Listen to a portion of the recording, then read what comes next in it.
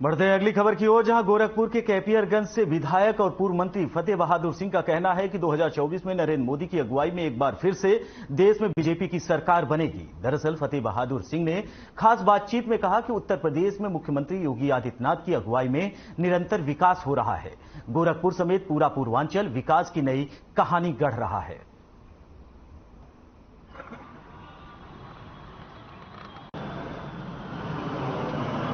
नमस्कार, मैं शेखर त्रिवेदी।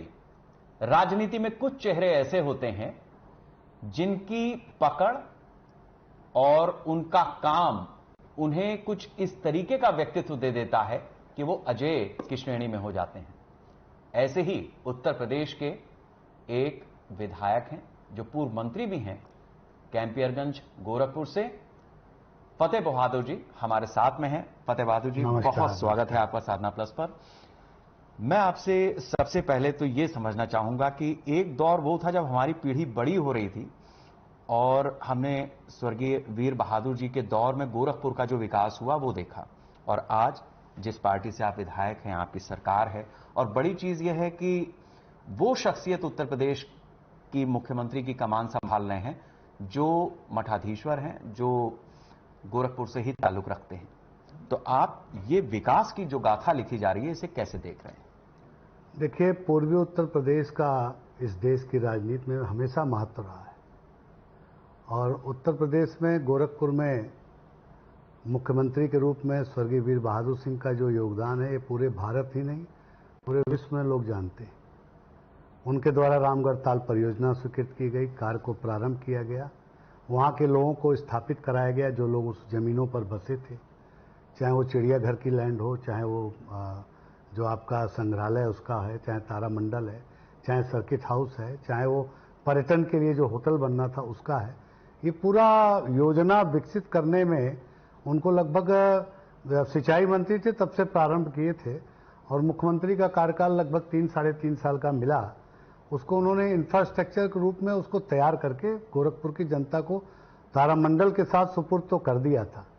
लेकिन मैंने इधर देखा, आप माननीय मुख्यमंत्री परम पूज्य योगी आदित्यनाथ जी ने उनकी ही सारी योजनाओं को अपने प्राथमिकता में रखते हुए उनको पूर्ण कराया, और आज योगी आदित्यनाथ जी की देन है कि वो तारामंडल जो बेल्ट है वो दिल्ली का मरीन ड्राइव से कहीं कम नहीं है। बिल्कुल। और भारत के तमाम लोग जो पूर्वी उत्तर प्रदेश के हैं, बिहार का आदमी है, चाहे इधर नेपाल बॉर्डर के लोग हों, अगल बगल के प्रदेश के जो लोग हैं वो आ रहे हैं, और पर्यटन स्थल के रूप में भी विकसित हो रहा है गोरखपुर। तो बड़ा विकास का कार्य तो हुआ है, इसमें कहीं दो राय नहीं। ये 6 वर्ष माननीय मुख्यमंत्री जी ने विकास पे विशेष ध्यान दिया। जैसा आपने जिक्र भी किया कि पूर्वांचल की जो राजनीति है वो कहीं ना कहीं पूरे उत्तर प्रदेश को और फिर उत्तर प्रदेश पूरे देश को प्रभावित करता है। पूर्वांचल की राजनीति मैंने जितना समझ पाया हूं उसमें कुछ पेचीदगियां भी हैं। डेंस पॉपुलेशन है, जातियों में भी लोग हैं, विकास भी चाहिए। तो ऐसे में जिस तरीके से आप अजेय बने हुए हैं लगातार और दशक पे दशक होते जा रहे हैं, काम तो खैर आपका जो है सो है ही, लेकिन इसके पीछे और क्या क्या वजह है? क्योंकि इस बीच में सरकारें अलग अलग तरीके की रही। देखिए, जातिगत समीकरण जो आग लगी हुई है, हर पार्टी जातिवार नेताओं को ढूंढ रही है, ये तो आप भी समझ रहे हैं। और सत्ता में भागीदारी भी जातिगत गणना के आधार पर मिल रहा है। मेरा ये मानना है कि अगर व्यक्ति अपने क्षेत्र, अपने लोगों में अपनी मौजूदगी और उनके सुख दुख में और हर चीज में बना रहे, तो उसे किसी चेहरे की आवश्यकता नहीं। आपका व्यक्तिगत चेहरा उस जनता के बीच में ही सारी मजबूती आपको दे देता है। और मैंने ये आभास किया है कि पूरे देश में जो भी स्थिति हो जातिगत, मेरे विधानसभा में जातिगत कभी बात आई नहीं। मेरे विधानसभा में मेरी जात का मुश्किल से 1500 के अंदर वोट होगा।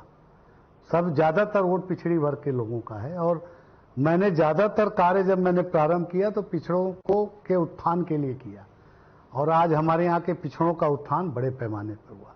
हमारे स्वर्गीय पिताजी जब थे, लगभग 10,000 नौकरी उन्होंने देने का काम किया। मैं भी जब वन मंत्री बना तो जैसा जिसकी भागीदारी थी मेरे विधानसभा में, उसे मैंने नौकरी में समायोजित किया। उस समय अलग था जब मंत्रियों के अधिकार होते थे, मंत्री अपने लोगों को ऑब्लाइज कर सकते थे। आज वो स्थिति नहीं है। आज मुझे नहीं लगता कोई मंत्री सीधे नौकरी दे सकता है। वो जमाने अलग थे, आज का जमाना अलग है।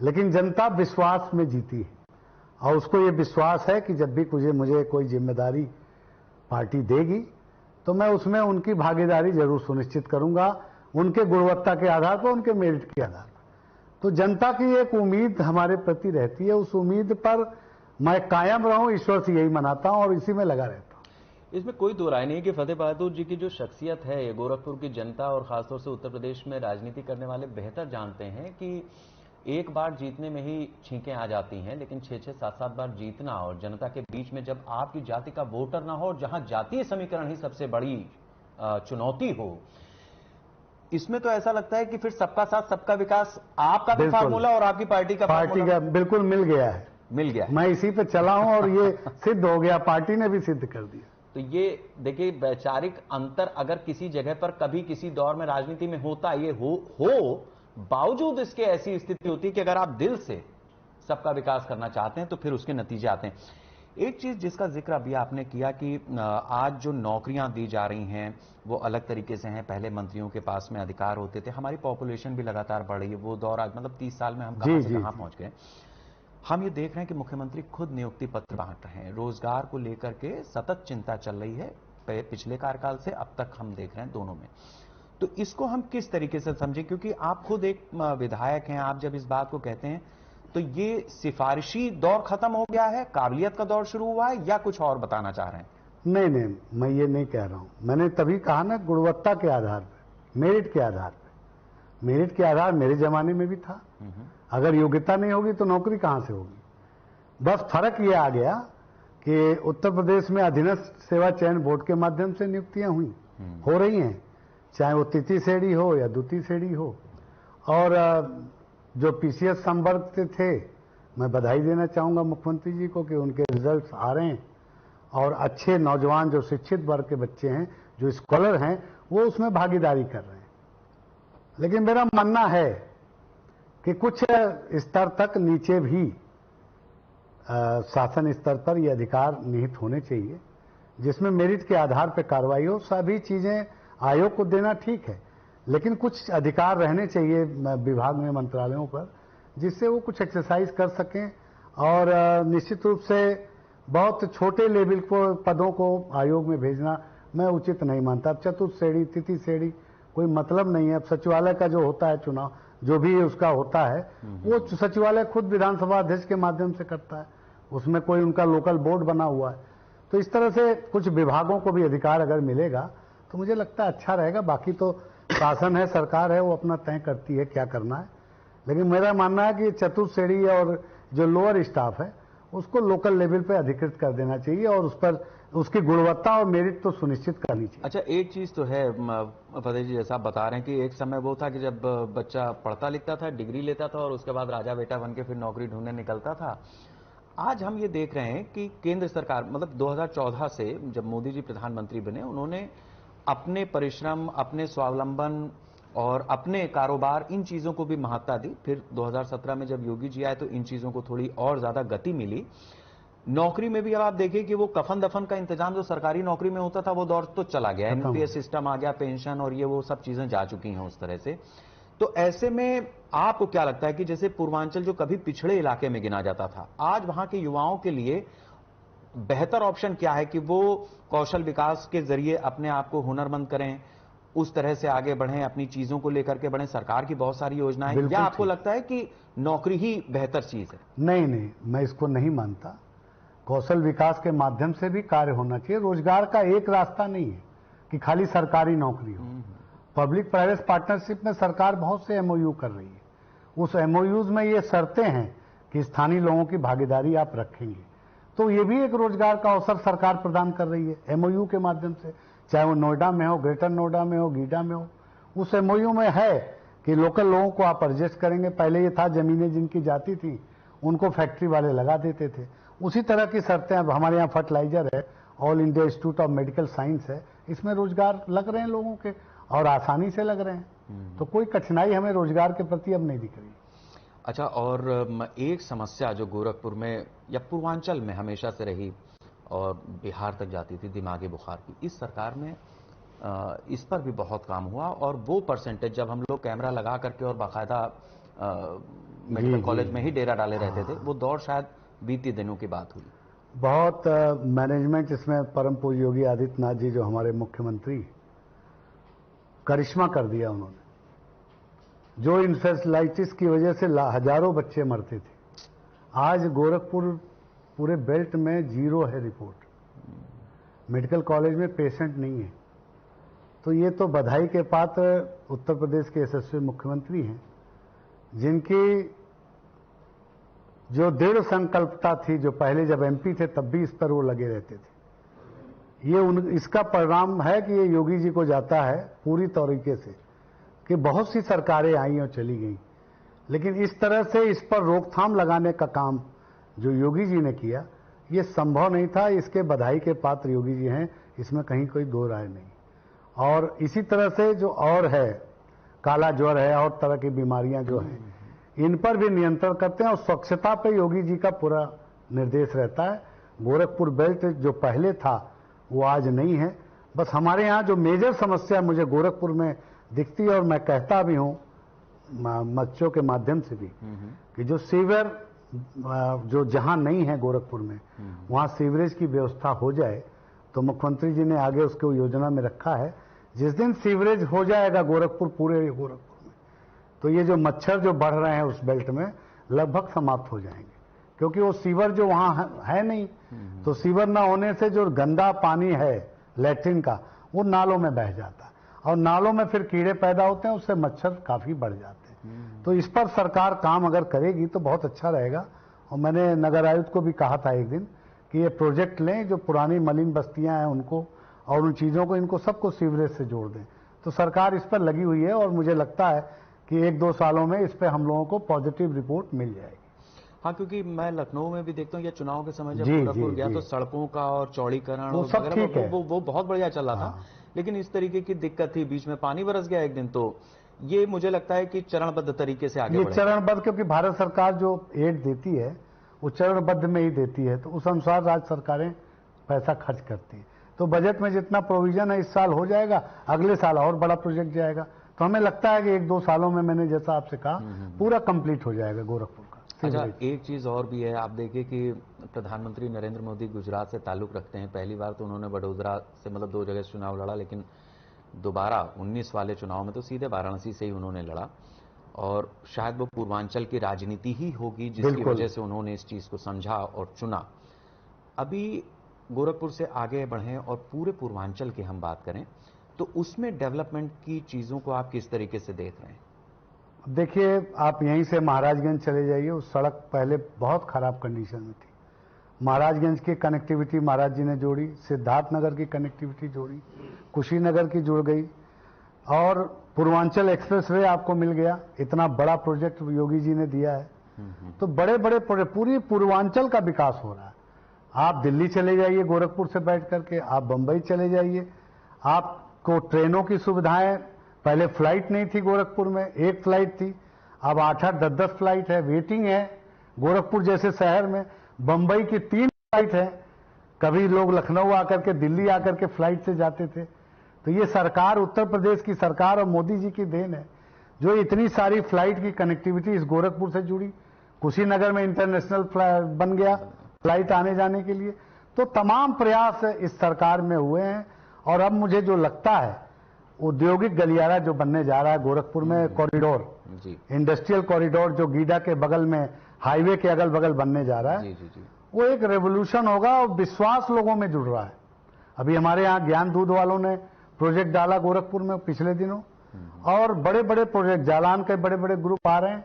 तो मुझे ऐसा लगता है कि इंडस्ट्रीज को भरोसा हो गया है कि लॉ एंड ऑर्डर मेंटेन है, और ये जो सरकार है मोदी जी की और योगी जी की, ये सरकार हमको पूरी सुरक्षा देगी।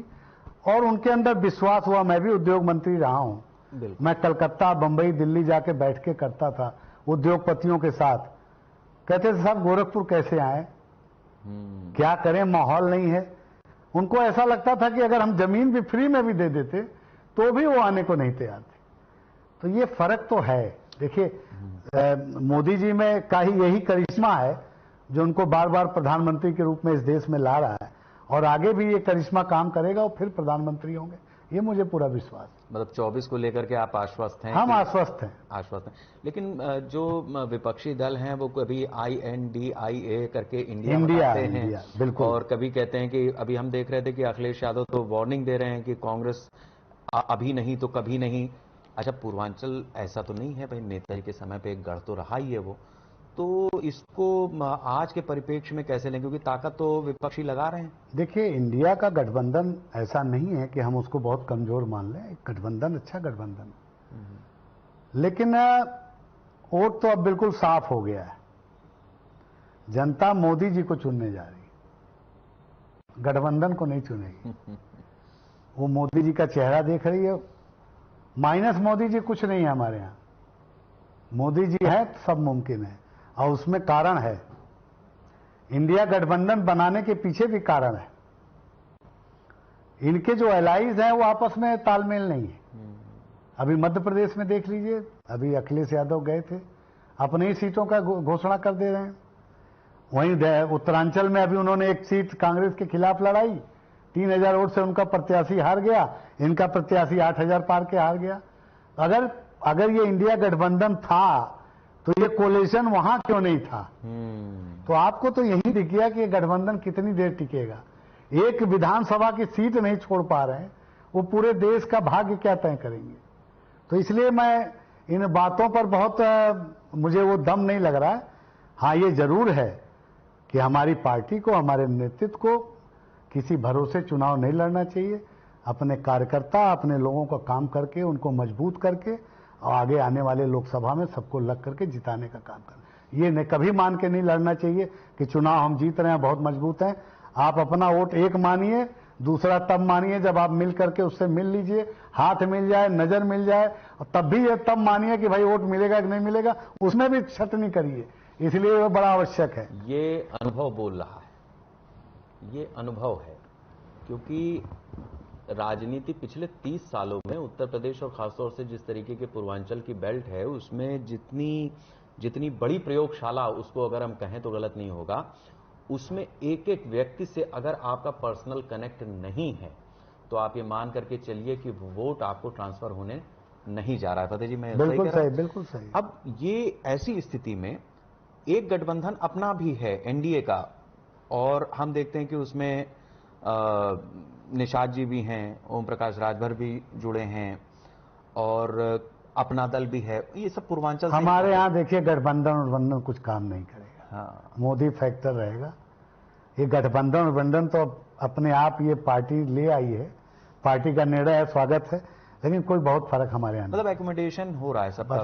वो टाइम की बात है कि आवश्यकता हिसाब से। हमारा लक्ष्य है मोदी जी प्रधानमंत्री हों, और ये गठबंधन तो आते जाते रहते हैं, इनका कोई बहुत मतलब नहीं है। पूर्वी उत्तर प्रदेश में मोदी जी और योगी जी का ही करिश्मा चलेगा, बाकी ये गठबंधन का हमारे लिए कोई महत्व नहीं। अब की बार 80 सीटों का लक्ष्य है बीजेपी का उत्तर प्रदेश में, पूरी की मैं बहुत तो नहीं जानता, मैं अपनी 7, 8, 10 सीटें जो मेरे अगल बगल है, जहां मैंने काम किया है, उन 8, 9 सीटों का मेरे पास जो जहां असर है, जहां मैं कह करके कुछ डाइवर्ट कर सकता हूं, वहां पार्टी के लिए करूंगा। बाकियों के बारे में मैं कुछ कह नहीं सकता, क्योंकि वो पार्टी ही जानेगी। वहां सब जगह पॉजिटिव रहेगा। दावेदारी आप मांगते हैं, मांगना तो हक है, मांगना तो हक है। ये भी एक चीज है, आप राजनीति में हो या बच्चा अगर भूख लगी है रोए ना तो मां दूध भी नहीं पिलाती। राजनीति भी इसी तरीके की है। लेकिन शायद बीजेपी में ये दौर, ये चीज बदली है कि अगर टिकट मिला तो ठीक, नहीं मिला तो फिर आदमी थोड़ा सा मनमुटाव हो, मतलब नाराजगी होती है, लेकिन फिर वो जुट जाता है। ये और पार्टियों में भी है या आप लोगों ने डेवलप किया है इस चीज को? ये देखिए, पार्टी नेतृत्व ने बड़ा अच्छा काम किया है, बधाई देना चाहूंगा नेतृत्व को। जहां पर सीटों का समझौता हुआ, जिन कैंडिडेटों को बिठाया गया, उन्हें चाहे राज्यसभा चाहे विधान परिषद में भेज करके एक मैसेज दे दिया पार्टी ने कि चलो तुम एमपी नहीं हो पाए, हमने राज्यसभा भेज दिया, तुमको एमएलए नहीं लड़ा पाए, हम चलो एमएलसी बना दिए। अब कार्यकर्ता त्याग करने को तैयार है, चलो भाई आज त्याग करेंगे, कल हमें इसका फल मिलेगा। तो ये डेवलप तो पार्टी में हो गया है। एक विश्वास पैदा हो गया। तो इसलिए हमारे यहाँ इस पर कोई कठिनाई नहीं। अब वापस उसी चीज पे आते हैं कि 24 का चुनाव है। सड़क, बिजली, पानी, ऐसे अलग अलग तरीके की चीजें रहती हैं। कुछ नगर निगम के अंडर आती हैं, कुछ उत्तर प्रदेश सरकार के अंडर में आएंगी। लेकिन जब देश का चुनाव होता है सामने, चूंकि देश का चुनाव है तो लक्ष्य भी बड़े हो जाते हैं। पूर्वांचल की जनता इस बात को कितना बेहतर समझ पाई है, क्योंकि 14 में मोदी जी को चुनने का मतलब यही था कि शायद उसने ये पैमाना सेट किया कि हम दूर की सोच रहे हैं। देखिए, मोदी जी बनारस से सांसद भी हैं और देश के प्रधानमंत्री भी हैं। विकास को जनता देख रही है, पूर्वी उत्तर प्रदेश की जनता को। और ये जो राशन दे रहे हैं, आप देखिए पाकिस्तान की हालत क्या है, खाने को नहीं। एक प्रधानमंत्री मुफ्त राशन आपके घर तक भेज रहा है। आज की स्थिति यह है कि गांव में काम करने वाले नहीं मिल रहे हैं। मुफ्त का राशन है, आराम से अपना घर में मौज कर रहे हैं। जनता प्रसन्न है, ठीक है। एक ये रहा कि उनको राशन घर घर पहुंच रहा है। वो तो मोदी जी को छोड़ के कहीं जाने वाले नहीं। मोदी जी ने जो राशन दे दिया, जो गरीब महिलाएं थी जिनको उनके बड़े बच्चे जो बड़े हो गए, जो घर से निकाल करके झोपड़ी में डाल देते थे, अगर आज वो चावल उबाल के, दाल उबाल, सब्जी बना के खा ले रही, तो ये मोदी जी की देन है। और देश का कोई नेता इस काम को कर नहीं पाता। तो ये बहुत बड़ा काम कर रहा है फील्ड में। हमें कुछ नहीं कहना है, हम कहते देखो राशन मिल रहा है, हाँ भैया मोदी जी दे रहे हैं, हमारा काम हो गया। हमें बहुत ज्यादा बात करने की आवश्यकता नहीं। वो ये कह रही है। नहीं, केवल इतना ही नहीं है। उज्ज्वला योजना जब शुरू गैस का भी तो वो देखिए आप पूर्वांचल से ही, मतलब हाँ, बलिया में महिला को पहला कनेक्शन दिया गया। बिल्कुल। तो ये चीजें ऐसी हैं जो बता रही हैं कि शायद पूर्वांचल का जो विकास है वो 14 ऑनवर्ड्स, 17, 19 और 22, ये आपकी पार्टी जिस तरीके से आगे बढ़ा रही है, तो ये एक अजय श्रेणी में चीजें जा रही। और फिर जो किसानों की आय दुगनी की बात थी, एमएसपी भी बढ़ा है और धान क्रय केंद्र और गेहूं क्रय केंद्र भी बढ़े हैं। तो तमाम कार्य जो मोदी जी चाहते थे कि किसान की आय दुगनी करें, वो हो रहा है। श्री अन्न पे योगी जी ने बड़ा ध्यान दिया। मिलेट्स ईयर कर दिया इसको, 2023 को मिलेट्स ईयर घोषित कर दिया। तो इसलिए बहुत बड़ा काम इस देश में हो रहा है जो कभी किसी ने सोचा नहीं। अच्छा, एक चीज है फतेह बहादुर जी की, एक समय ऐसा था जो गन्ना उत्पादन है अपने यहाँ, पूर्वांचल उत्तर प्रदेश का शुगर बाउल था। फिर समय बदला, बहुत सारी फैक्ट्रियां थी वो बंद हुई उधर, और क्या कहते हैं, पश्चिम थोड़ा सा उस मामले में, गन्ने के मामले में डेवलप हो गया।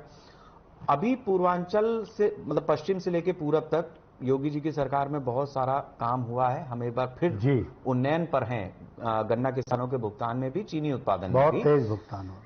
लेकिन मैं जब गया गोरखपुर तो एक थोड़ी सी लोगों में ये बात थी कि भैया वो अभी जो मामला जैसा था वैसा नहीं हो पाया है। तो कैसे सरकार प्रयास कर रही है, आप लोग कैसे? देखिए, जो अभी पिपराइज की मिल का आधुनिकीकरण हुआ है, उसकी कैपेसिटी काफी बढ़ गई है। लेकिन किसानों में अभी हमें विश्वास पैदा करना पड़ेगा। मेरे पास गन्ना विभाग भी रहा है। पहले रिकवरी था उस शुगर मिल का 6.8, आज है 10.1, जो मुझे मालूम है। जी जी। मतलब 1 कुंटल गन्ने में 6.5-7 किलो चीनी निकलती थी। आज 1 कुंटल गन्ने से 10.1 ग्राम चीनी निकल रही है। तो एक अपने आप में ये फायदा हुआ, नेशनल लॉस रुका, ये राष्ट्रीय क्षति थी। एक तो ये रुका। दूसरा, अब किसानों को तौल केंद्र बढ़ा करके, कांटा लगा करके, उनको उनके खेत के पास जब सुविधा हम देंगे, जैसे प्राइवेट मिलें करती हैं, ये केन कमिश्नर को करना चाहिए कि ज्यादा से ज्यादा क्रय केंद्र और गन्ने की पौध के उपलब्धता। अगर गन्ने की पौध उपलब्धता, कोई नर्सरी, कोई प्रॉपर शोध केंद्र इस पर गोरखपुर बेल्ट में कहीं बन जाए, जिससे सस्ते दर पे पौध गन्ने की मिल जाए। तो गन्ने की 2, 2.5, 3 इंच, 4 इंच की रहती है, वो उसी में से अंकुरित होकर के निकलता है वो। और आजकल जो आया वो टेस्ट ट्यूब वाला आ गया है, उसमें पौध तैयार होती है। 2 प्रणाली से गन्ने का रोपण होता है। एक तो गन्ने की कटिंग करके उसमें जब अंकुर आते हैं उसी को सीधा लगा देते हैं। दूसरा टेस्ट ट्यूब के हिसाब से, टेस्ट ट्यूब वाला जल्दी अर्ली वैरायटी है। तो जब तक इन चीजों की उपलब्धता हम नहीं करेंगे, तब तक हमारा ये वायबिलिटी जो मिलों का है, उसको मीट आउट नहीं कर पाएंगे। अब पता चला कि हमने मिल तो मान लीजिए कर लिया, लेकिन अगर गन्ना किसान लगा ही नहीं रहा है तो गन्ना महाराजगंज का, सिद्धार्थनगर का लोडिंग अनलोडिंग वो बड़ा खर्चा बढ़ जाता है, तो मिलों पर भार पड़ता है। तो इसलिए मैंने सुझाव भी दिया था और मैं आगे भी दूंगा कि इस तरह की चीजों को पहले बढ़ाया जाए, जिससे किसानों में एक प्रोत्साहन हो।